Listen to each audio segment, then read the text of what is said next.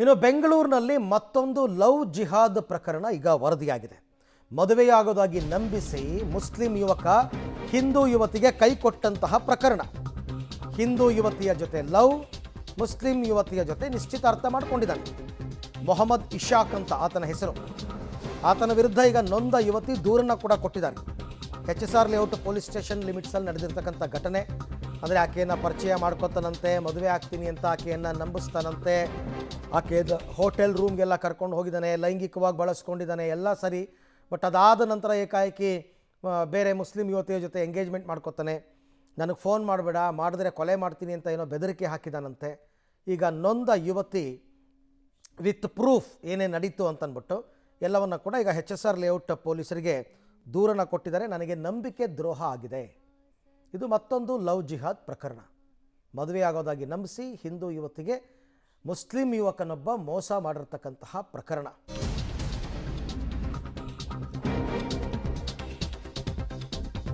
Instagram ಮೂಲಕ ಪರಿಚಯ, love, ಸ್ನೇಹ. 2024 October 17ನೇ ತಾರೀಕು ಪರಿಚಯವಾಗಿದ್ದ ಮೊಹಮ್ಮದ್ ಇಶಾಕ್ ಪ್ರೀತಿ ಪ್ರೇಮದ ಮೆಸೇಜ್ ಮಾಡಿ ಯುವತಿಯನ್ನು ನಂಬಿಸಿ ಮನೆಯವ್ರ ಜೊತೆ ಮಾತಾಡಿ ನಾನು ಮದುವೆ ಆಗ್ತೀನಿ ಅಂತ ಆಕೆಯನ್ನು ನಂಬಿಸಿದ್ದಂತೆ. ಮದುವೆ ಆಗ್ತೀನಿ ಅಂತ ನಂಬಿಸಿ ಪದೇ ಪದೇ ಲೈಂಗಿಕ ಕ್ರಿಯೆಯನ್ನು ಮಾಡಿದ್ದ ಅಂತ ಆಕೆಯ ಆರೋಪ. 2025 ಸೆಪ್ಟೆಂಬರ್ 14ರಂದು ಅವನು ಮುಸ್ಲಿಂ ಯುವತಿಯ ಜೊತೆ ನಿಶ್ಚಿತಾರ್ಥ ಮಾಡ್ಕೊತಾನೆ. ಪ್ರಶ್ನೆ ಮಾಡಿದ್ದಕ್ಕೆ ಯುವತಿಗೆ ಕೊಲೆ ಬೆದರಿಕೆಯನ್ನು ಹಾಕಿದ್ದಾನೆ. ಸೊ ಹಾಗಾಗಿ ನನಗೆ ಅನ್ಯಾಯ ಆಗಿದೆ ಅಂತ ಈಗ ಪೊಲೀಸರು ಕ್ರಮ ತಗೋಬೇಕು. ಯಾಕಂದರೆ ದೂರು ದಾಖಲಾಗಿದೆ. ಆ ಯುವತಿ ದೂರನ್ನು ಕೊಟ್ಟಿದ್ದಾಳೆ. ಹಾಗಾಗಿ ಈಗ ಪೊಲೀಸರು ಮುಂದೇನು ಕ್ರಮ ತಗೋತಾರೆ ಅಂತಕ್ಕಂಥದ್ದನ್ನು ನೋಡಬೇಕು. ಗೊತ್ತು, ನಾನೇ ಹೇಳಿದ್ದೀನಿ ಗೊತ್ತು. ಮೊದಲು ಗೊತ್ತಿರಲಿಲ್ಲ. ಯಾವಾಗ ನಾನು ಸೂಸೈಡ್ ಅಟೆಂಪ್ಟ್ ಮಾಡಿದ್ದೀನಿ ಆವಾಗ ನಾನು ಹೇಳಿದ್ದೀನಿ ಫೋನ್ ಮಾಡಿ. ಅವ್ರ ಫ್ಯಾಮಿಲಿಯವರೇ ಫೋನ್ ಮಾಡಿ ನಿಮಗೆ ಏನಾರ ಹೇಳಿದ್ರೆ ಮೇಡಮ್ ಈ ಥರ ಸೂಸೈಡ್ ಅಟೆಂಪ್ಟ್ ಆದಮೇಲೆ? ಅವ್ರು ಕಾಲ್ ಮಾಡಿದ್ರು. ಅವ್ರ ಅಕ್ಕ ಅವ್ರ ಭಾವ ಕಾಲ್ ಮಾಡಿದ್ರು. ಹೇಳಿದರು ಈ ಥರ ಏನಕ್ಕೆ ಸೂಸೈಡ್ ಮಾಡ್ಕೊಳ್ಳೋದು, ಸೂಸೈಡ್ ಕೇಸ್ ಎಲ್ಲ ಹೋಗಬೇಡ, ನಮ್ಮ ಮೇಲೆ ಬರುತ್ತೆ, ಏನಾದರೂ ಇದ್ದರೆ ಮಾತಾಡೋಣ ಬನ್ನಿ ಅಂತ ಕರೆದ್ರು. ಹೋದ್ವಿ. ಈ ಥರ ಹೇಳಿದ್ರು. ನೋಡಮ್ಮ ಅವನ ಹತ್ರ ಮಾತಾಡು, ಏನು ಡಿಸಿಷನ್ ಅಂತ. ಈ ಬಗ್ಗೆ ಮತ್ತಷ್ಟು ಮಾಹಿತಿ ನನ್ನ ಕೊಲೀಗ ನರಸಿಂಹಮೂರ್ತಿ ಅವರಿಂದ ಪಡ್ಕೊಳ್ಳೋಣ. ಮೂರ್ತಿ, ಈಗ ಯುವತಿ ಮಾಡ್ತಾ ಇರೋ ಆರೋಪ ಏನು?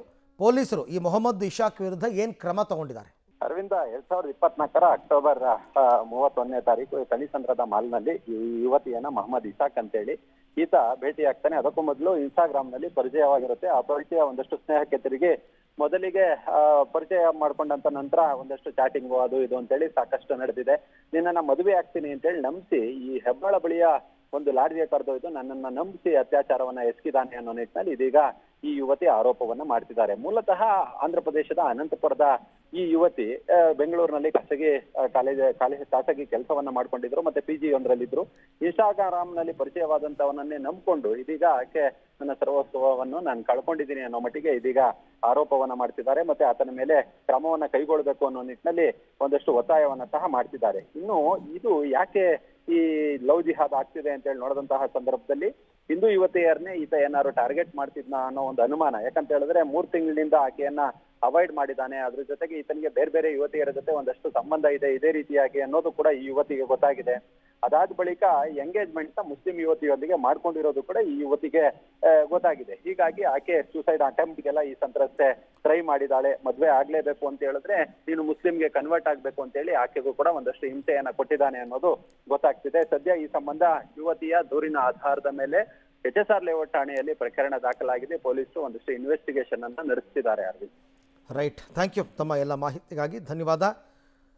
ನೋಡೋಣ ಪೊಲೀಸರಿಗೆ ಆತನ ವಿರುದ್ಧ ಏನು ಕ್ರಮ ಕೈಗೊಳ್ತಾರೆ ಅಂತ.